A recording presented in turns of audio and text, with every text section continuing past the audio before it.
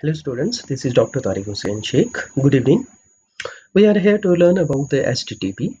HTTP, as the name indicates, Hypertext Transfer Protocol. It provides a set of rules or standards to govern the information, how information is actually transmitted among the World Wide Web.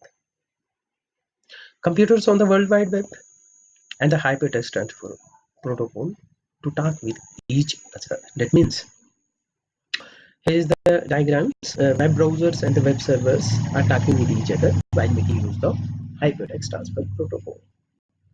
For example, we have a URL http www.google.co.in.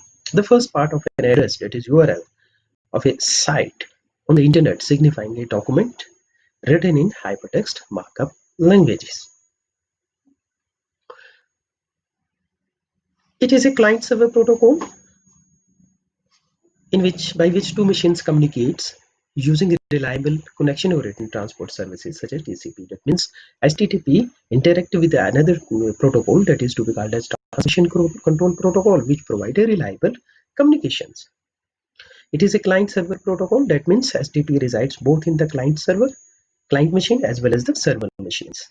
In the client machines, it can send the request to the HTTP servers, and in the server machine, HTTP request has been listening out. The standard and default port of HTTP is 80, though they can use any port. HTTP can be implemented on the top of any other protocol on the internet or on the other networks. HTTP only presumes a reliable transport protocol. Any protocol that provides such guarantees can be used, but most commonly TCP/IP, that is Transmission Control Protocol, has been used there. HTTP is a stateless protocol. That means on the lifetime of connections, on a single request response sequence has been provided. How actually this works? HTTP client open a TCP/IP connections to the server via a socket, transmits a request for a document, then waits for a reply from the server. Once the request response sequence is completed, the socket is closed. That means a socket is open whenever the communication is generated and the information is shared, and the socket is closed whenever the response is completed. And there is no memory between client connections. Whenever the connection has been created, there is no memory.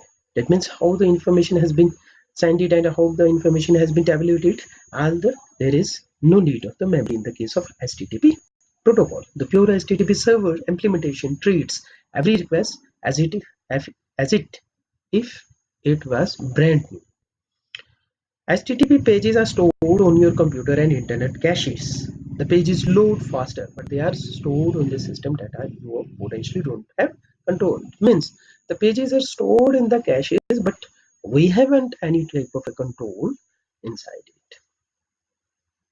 Then how HTTP works? HTTP server is implemented by Apache HTTP server, Microsoft IIS, Jigsha, and Zope, etc.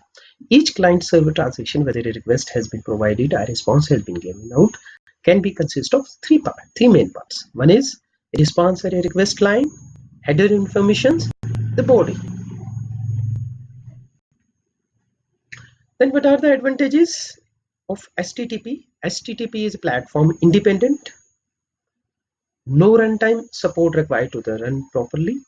Usable over firewalls. Global application possibles. Not connection oriented. No network overhead to create and maintain session state and information. And what are the disadvantages? There is security concerns, that is a privacy, and one can see the documents or contents. Integrity, someone can change or alter the contents. That is why it is quite called as a insecure type of a document. And authentication, not clear who you are talking with. Authentication is meant to be clear. Anyone who interprets the request can determine the user and the password. Stateless, need state management techniques to maintain. So due to these type of limitations, a new type of a protocol that is to be called as HTTPS, that is secure, has to be created.